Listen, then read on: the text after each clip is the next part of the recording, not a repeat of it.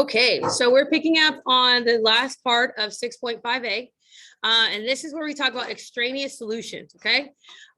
Extraneous solutions may satisfy equations in your work, but it does not make the original equation true.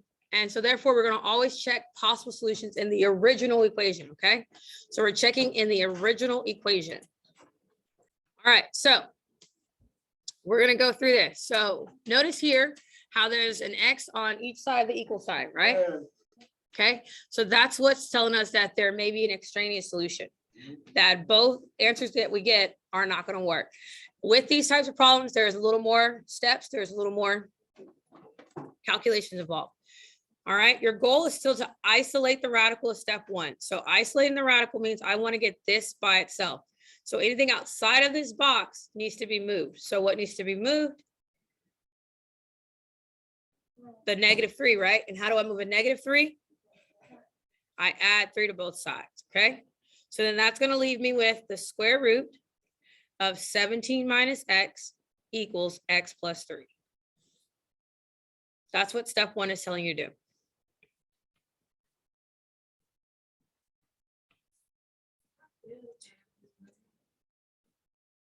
I don't know why my numbers are off, but step two says you're going to square each side. So I'm going to square the left. And when I square the right, I have to square the entire right side, right? When you're squaring a binomial, that means it's the binomial times itself, right? So we're left with 17 minus x equals x plus 3 times x plus 3. That's what that means. All right, questions about step two. Step two is to rewrite in standard form. Standard form means that one side needs to be equal to 0. So you're getting rid of all parentheses and one side needs to be equal to 0. So in order for this side to be equal to 0, we're going to have to distribute. Does that make sense? Well, to start that, we're going to distribute. So that gives us x times x is x squared. X times 3 is 3x. 3 times x is 3x. And 3 times 3 is 9, right? Okay, so we're going to combine like terms.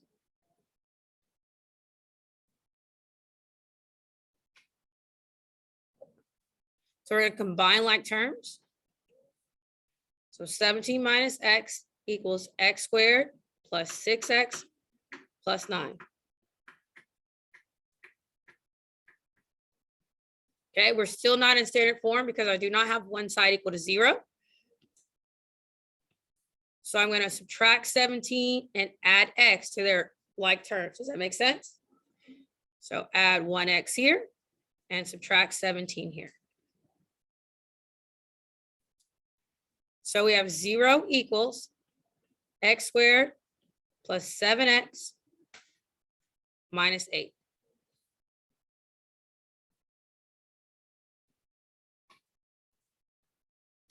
All right, so last step 4 is to factor. So you're asking yourself what multiplies to give you -8, but adds to give you 7.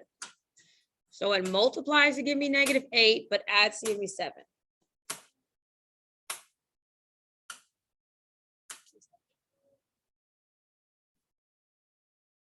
How about +8 and -1, guys? X plus 8 times x minus 1. All right, because we set each factor equal to 0 and we use the 0 product property, that means in order for this to equal 0, x plus 8, x would have to equal -8. In order for x minus 1 to equal 0, that means x would have to equal +1.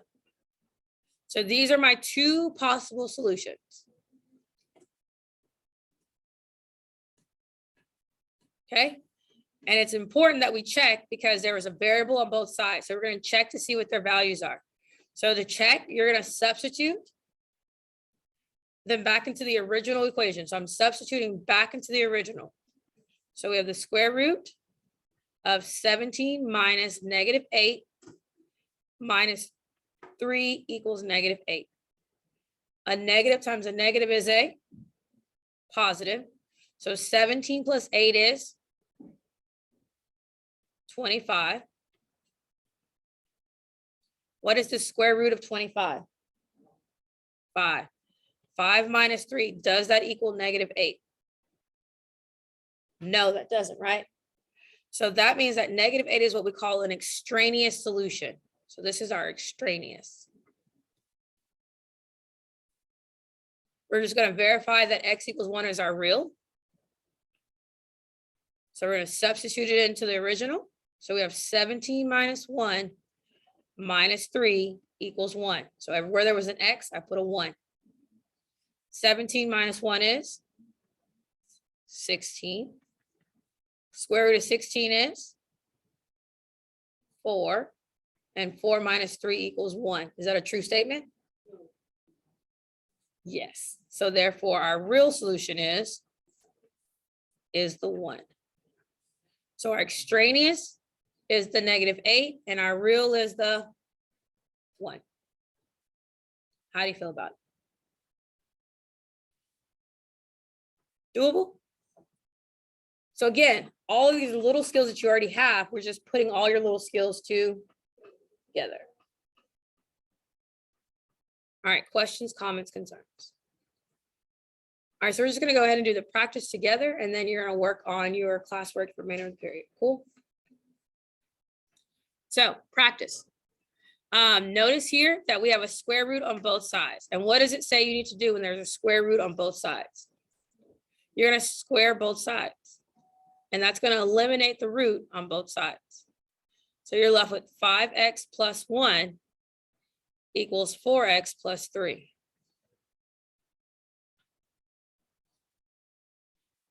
So it went from being an algebra 2 problem to being an algebra 1 problem now, right? So algebra 1 skills, we want to get our variables on the left and our non-variables on the right. So what's the first thing I need to do? Subtract the 4x, take that. And I'm left with 1x plus 1 equals 3. Then what's the last thing I need to do? Minus 1. And we're left with x equals 2. We're going to test it. So check by plugging into the original. So I plug in 5 times 2 plus 1. Does it equal 4 times 2 plus 3? What is 5 times 2? 10. What's 10 plus 1? So that's square root of 11. What's 4 times 2? 8. What's 8 plus 3? 11. So what does that tell me about x equals 2? It is a real solution.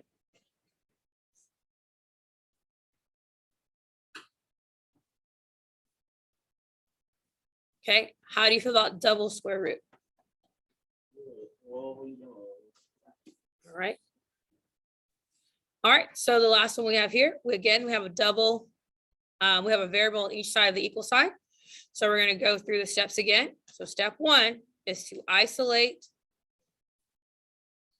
the radical. So what's outside of my box?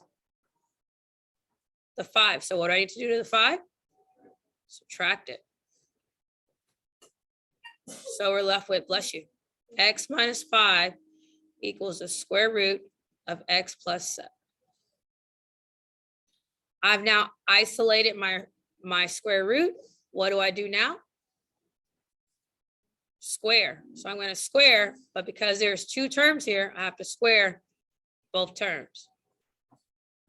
Squaring a binomial means that you have x minus 5 times x minus 5 equals x plus 7.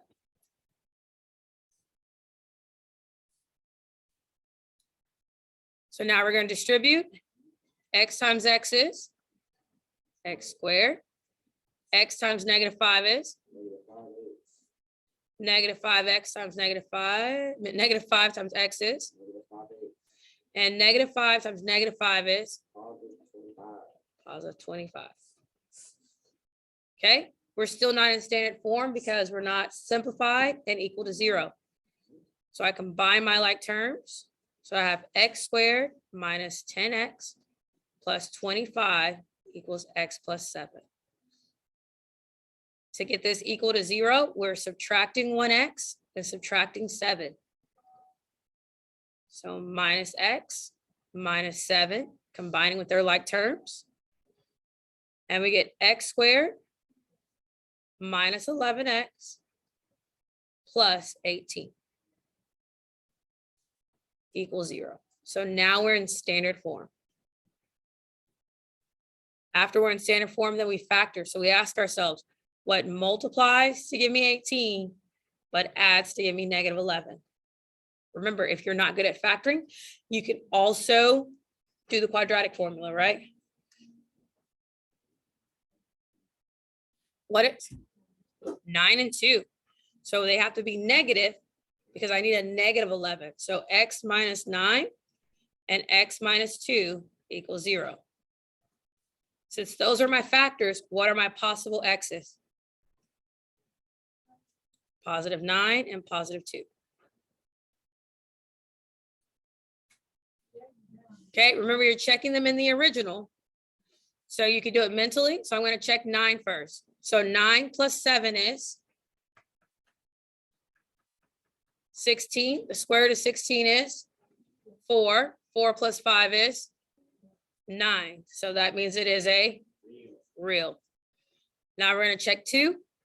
2 plus 7 is 9. Square root of 9 is 3 plus 5 is, and does that equal 2? So this is our extraneous. So that concludes 6.5a.